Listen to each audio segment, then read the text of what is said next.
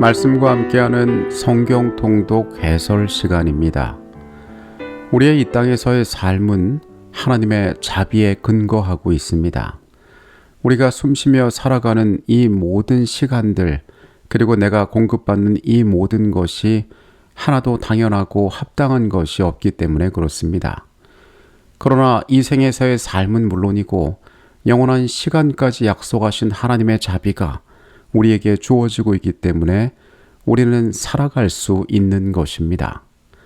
오늘 우리가 열게 될 말씀에서도 그런 하나님의 놀라운 자비에 대하여 우리는 발견하게 될 것입니다.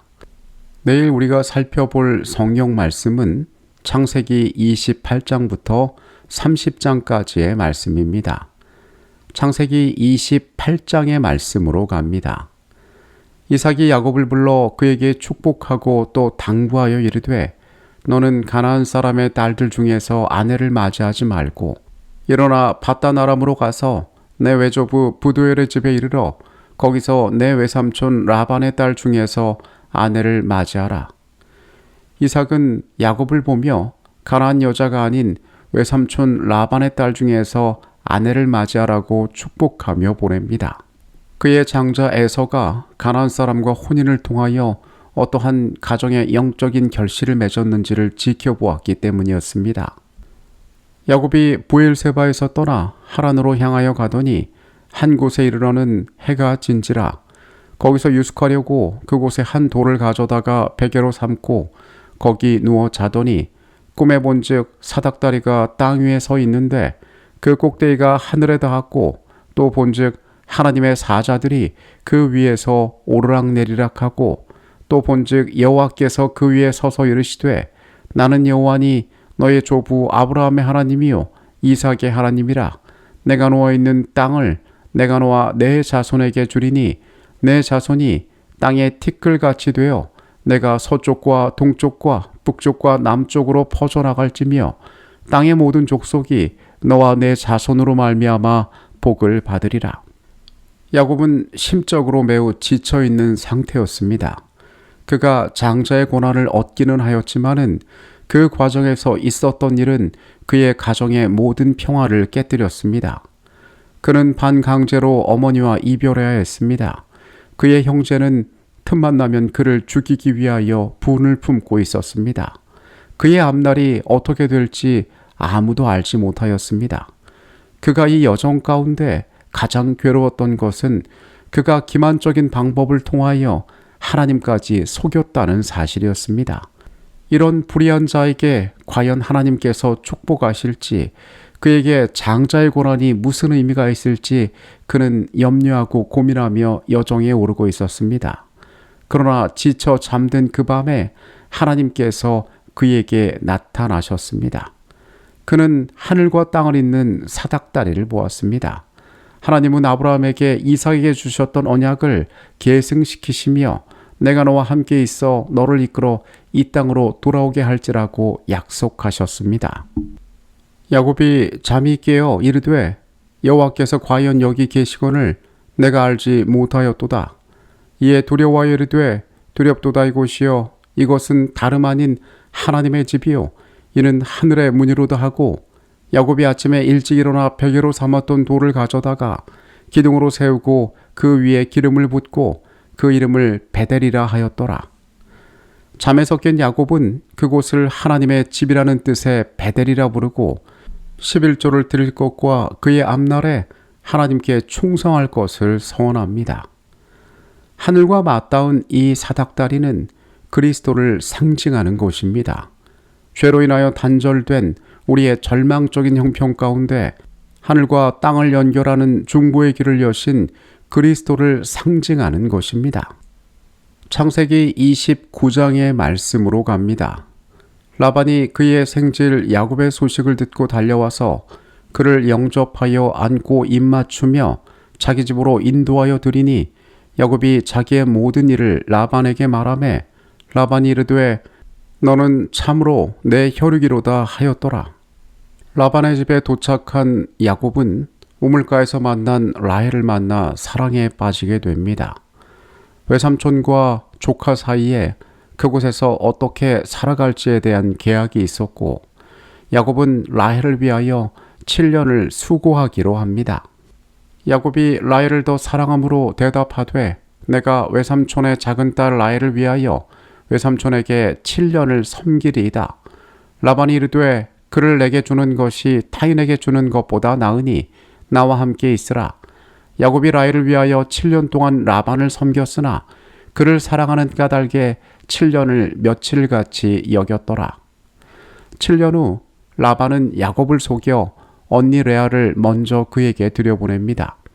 야곱은 속임을 당하였지만 다시 사랑하는 여인을 얻기 위하여 7년간을 더 봉사하게 됩니다. 아버지를 속이고 형을 속여서 외삼촌의 집에 왔던 야곱은 그의 외삼촌에게 속임을 당하게 됩니다. 이것은 그의 삶을 통하여 더 나은 것들을 가르치시기 위한 하나님의 방법이셨습니다. 이 과정을 통하여 그의 교활한 성품은 깎여지게 되고 그는 인내를 배우게 되었습니다. 여호와께서 레아가 사랑받지 못함을 보시고 그의 태를 여셨으나 라헬은 자녀가 없었더라. 레아가 임신하여 아들을 낳고 그 이름을 르우벤이라 하여 이르되 여호와께서 나의 괴로움을 들으셨으니 이제는 내 남편이 나를 사랑하리라 하였더라. 남편의 사랑을 받지 못했던 아내 레아를 하나님께서는 불쌍히 여기시고 그에게 내 아들을 허락하셨습니다. 창세기 30장의 말씀으로 갑니다. 라헬이 자기가 야곱에게서 아들을 낳지 못함을 보고 그의 언니를 시기하여 야곱에게 이르되 내게 자식을 낳게 하라. 그렇지 아니하면 내가 죽겠노라. 야곱이 라헬에게 성을 내어 이르되 그대를 임신하지 못하게 하시는 이는 하나님이시니 내가 하나님을 대신하겠느냐. 이 두 아내 사이에 자녀에 대한 다툼이 벌어지게 됩니다. 라헬과 레아는 여종들 비라와 실바까지 동원하여 자녀를 낳게 됩니다. 이 과정에서 이스라엘 12지파의 근간이 되는 12아들들이 태어나게 되고 마침내 라헬도 요셉을 낳게 됩니다. 이것은 자녀가 많아지는 외적으로 풍성해지는 경험이었지만은 야곱은 이 과정 가운데 결코 평안을 누리지 못했을 것입니다. 그리고 그가 여전히 해결해야 될 관계가 있었으니 그것은 신실하지 못한 그의 외삼촌과의 관계였습니다. 라반이 그에게 이르되 여호와께서 너로 말미암아 내게 복 주신 줄을 내가 깨달았노니 내가 나를 사랑스럽게 여기거든 그대로 있으라. 또 이르되 내 품삯을 정하라. 내가 그것을 주리라. 야곱이 그에게 이르되 내가 어떻게 외삼촌을 섬겼는지 어떻게 외삼촌의 가축을 쳤는지 외삼촌이 아시나이다. 내가 오기 전에는 외삼촌의 소유가 적더니 번성하여 때를 이루었으니 내 발이 이르는 곳마다 여호와께서 외삼촌에게 복을 주셨나이다. 그러나 나는 언제나 내 집을 세우리이까. 고향으로 돌아가겠다고 말하는 야곱에게 라반은 새로운 계약을 제안합니다. 야곱은 무늬 있는 양과 염소를 자신의 몫으로 정하고 독특한 방법을 써서 튼튼한 가축들을 자신의 소유로 만듭니다. 야곱이 라반에게 제안했던 이 방법들을 통하여 그가 반드시 이익을 볼 것이라는 근거는 과학적으로는 찾아볼 수 없습니다.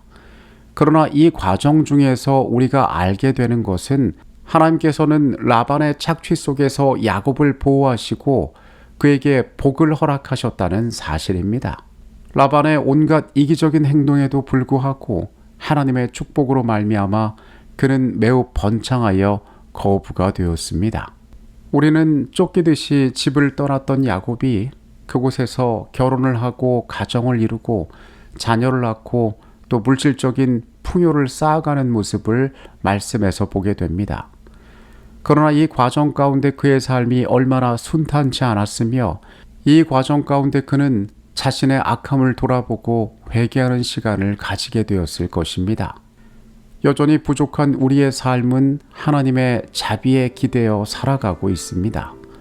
오늘 그 하나님께서 나의 삶에 교훈하시는 내용들, 여전히 내 삶을 붙잡고 계신 그 은혜 가운데에 나를 향상시키기 위하여 가르치시는 내용들이 무엇인지를 잘 생각해 보면 좋을 것 같습니다.